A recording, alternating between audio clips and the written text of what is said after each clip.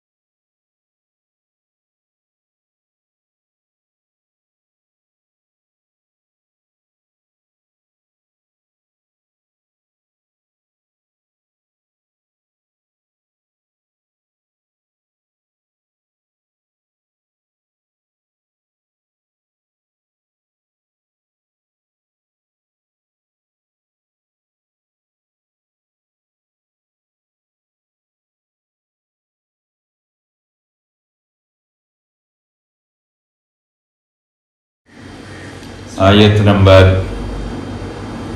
30 تا آیت نمبر 39 سورۃ بقرہ پارہ پہلا۔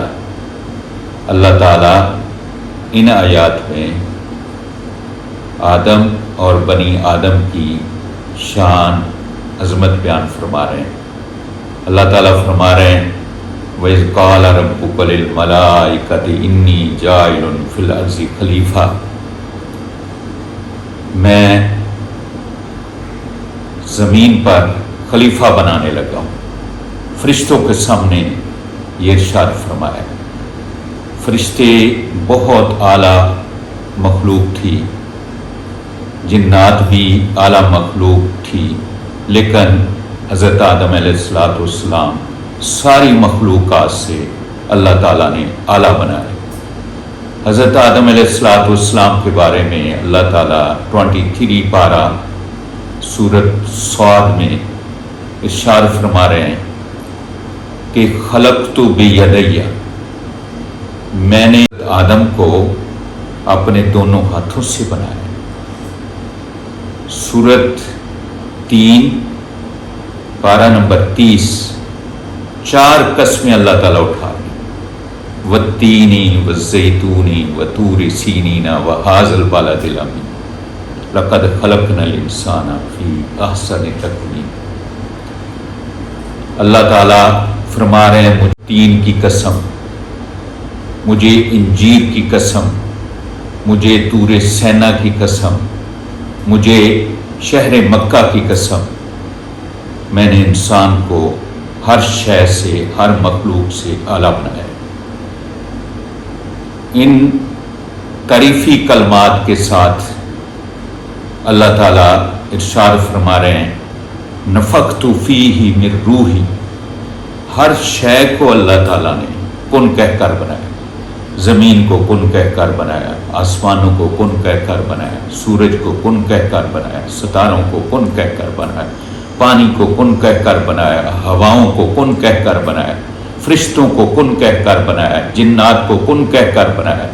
انسان کی جب باری آئی تو فرمایا نفخت فیہ من روحی، اس میں میں نے اپنی روح پھونک دی۔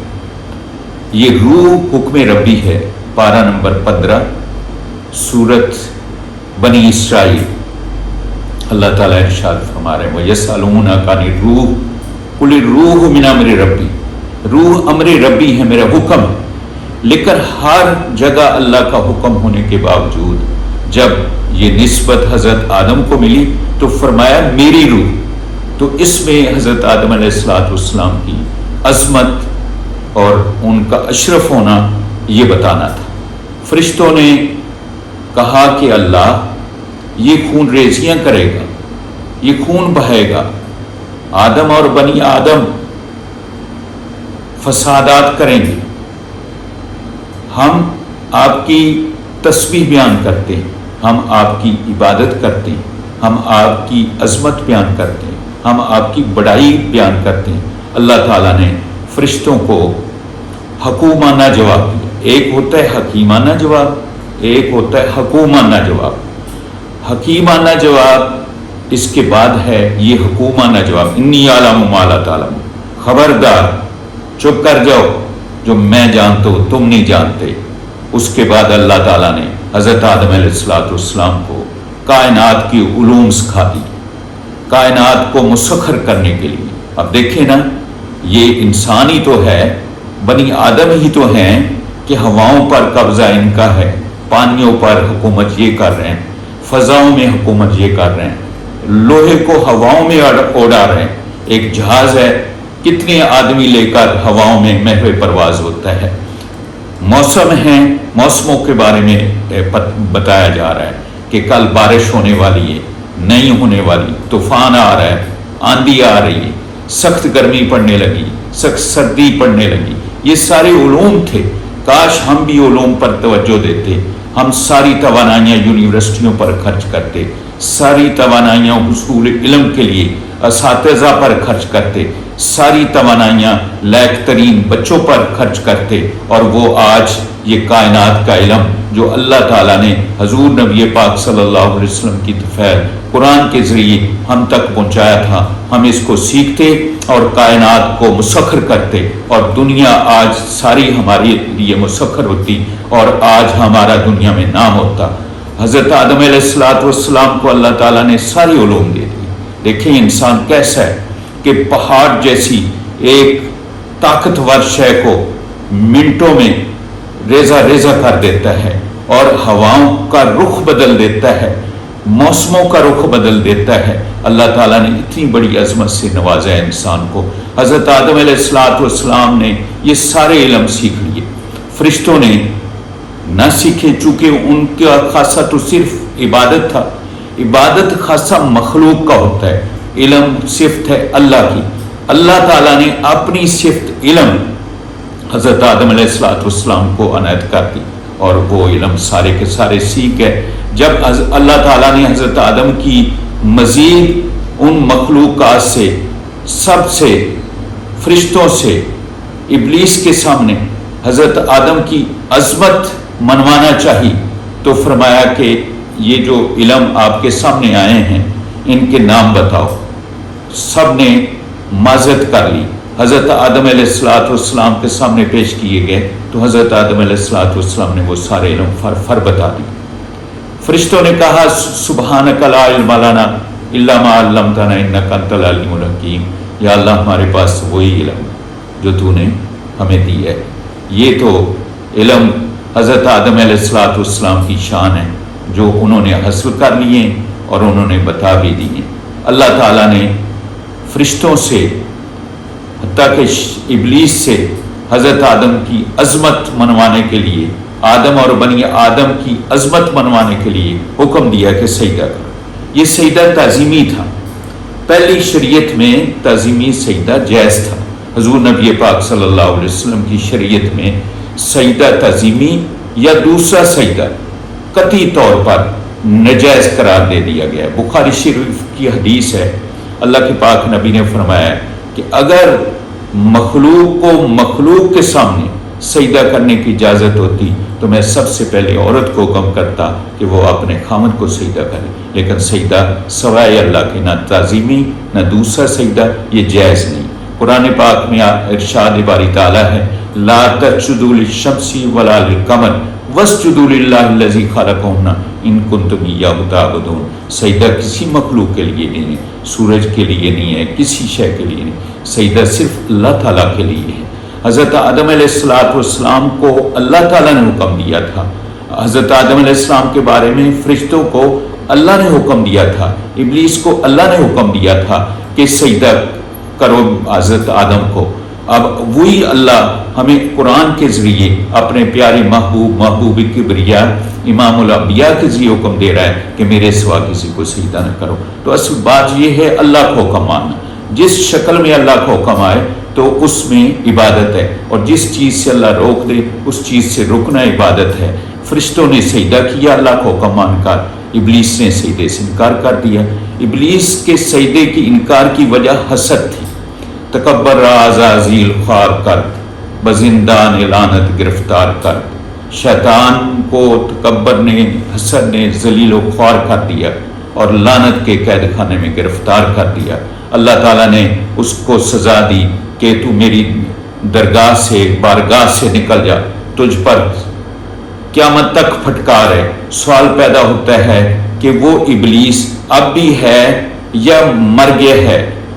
قرآن پاک میں 14ویں پارے میں اللہ تعالیٰ فرماتے ہیں الی یوم الوقت المعلوم، وقت معین تک اس سے رہنا ہے۔ مفسرین لکھتے ہیں حدیث میں آتا ہے کہ پہلا سور پھونکنے تک اس ابلیس نے زندہ رہنا ہے اور ہمیں رائے حق سے بھٹکانے کی، پھسلانے کی، ہٹانے کی پوری کوشش کرتے رہنا ہے۔ حضرت آدم علیہ السلام کو اس نے معاف نہیں کیا تو ہمیں کیسے معاف کرے گا؟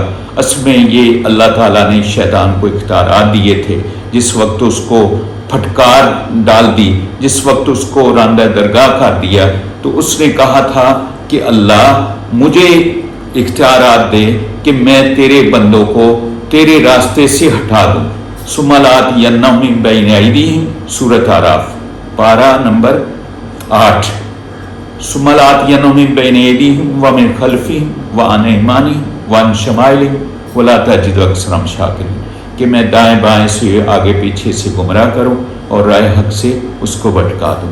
اللہ تعالیٰ نے اجازت دے دی۔